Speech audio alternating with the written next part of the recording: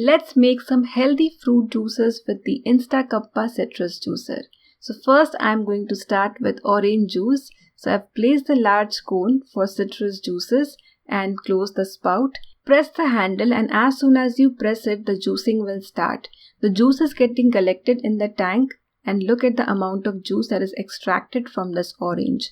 Unlike manual juicer, juice is extracted very well using the InstaCuppa citrus juicer. The juice collected that you can see is just from one orange. Look at the amount of juice that is extracted.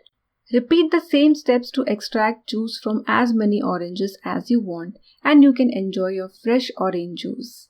Another citrus fruit that I am using is sweet lime. It's very easy to extract juice from sweet lime using this citrus juicer. Juicing sweet lime with manual juicer is difficult because it's hard, but it's very easy with the InstaCuppa citrus juicer. The leftover gets collected on the cone which can be cleaned later. For pomegranate juice, I am using the stainless steel pulp filter and the cone for pomegranate.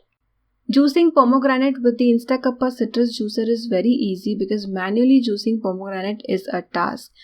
You can extract fresh pomegranate juice with this citrus juicer and enjoy it fresh. The seeds get collected on the top.